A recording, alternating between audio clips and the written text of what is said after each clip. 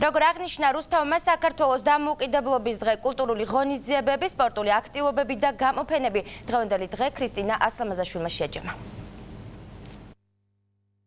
ცენტრალურ მოედანზე კულტურული ღონისძიებები მრავალჟამიერით დაიწყო, რომელიც ვაჟთა ფოლკლორულმა ანსამბლმა შეასრულა. სცენაზე ასევე ვოკალური ანსამბლის ფიროსმანის წევრები გამოვიდნენ. ქალაქისა და მხარის ხელმძღვანელმა პირებმა მოსახლეობას დამოუკიდებლობის დღე სცენიდან მიულოცეს. დღევანდელ დღეს შეესაბამება მრავალჟამიერი და ზუსტად ამ სიმღერით მიულოცეთ რუსთავს და მთელ საქართველოს დღევანდელი დღე, რომელიც განსაკუთრებით მნიშვნელოვანია ქართველი ერისთვის. რუსთაველი პატარების განწყობაზე მთელი დღის განმავლობაში მულტიპულტის გმირები ზრუნავდნენ სცენაზე, როგორც ქორეოგრაფიული, ასევე სამუსიკო ნომრები შესრულდა. გაიმართა სპორტული ილეთებით დატვირთული სანახაობაც ცენტრალურ მოედანზე მთელი დღის განმავლობაში საზეიმო განწყობა იგრძნობოდა. დღეს გამოვედით, რათა ბავშვები გავართოთ, მთელი დღე აქ ვართ, 6 გმირი ვართ მოწვეული და დღეს ზრუნავთ ბავშვების გართობა. მოგვიანებით სცენა ქორეოგრაფიულმა ანსამბლებმა დაიკავეს მათ მაყურებელს ქართული ქორეოგრაფიული ცეკვების შესთავაზეს.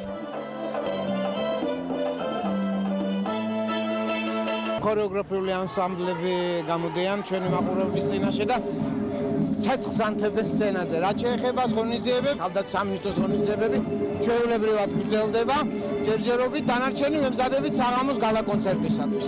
ერთი ნომრით გამოდივართ, რომელსაც გვიაქვს ცეკვა უკაცო. ეხლა რა არის? ეს არის ტრადიციული ცეკვა მთაშია, სადაც მამაკაცები იყვნენ უმეტესობად ან ომობდნენ, ან წყემსები იყვნენ და მთაში იყვნენ. დარჩენილი ქალები ცეკვავდნენ თავის ცეკვას, რომელსაც ტრადიციული ცეკვაა ეს მთაში დაერქვა უკაცო. გარდა კულტურული ღონისძიებებისა ჩატარდა სპორტული აქტივობებით. სასკოლო ოლიმპიადის ფარგლებში ერთმანეთს საჯარო სკოლების გუნდები დაუპირისპირდნენ. შეჯიბრება ჩატარდა კალათბურთში, მინი ფეხბურთში, მაგიდის ჩოგბურთსა და ჭიდაობაშიც. გამარჯვებული მონაწილეები მოგვიანებით ქალაქისა და მხარის ხელმძღვანელმა პირებმა დააჯილდოვეს.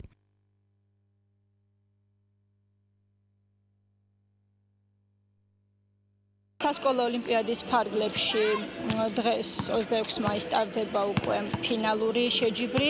კალათბურთში ერთმანეთს გოგონების გუნდები შეხვდნენ და მერვე საჯარო სკოლის გოგონებმა გაიმარჯვეს ვულოცავ. კარგი მოთამაშეები იყვნენ, კარგად ითამაშეს.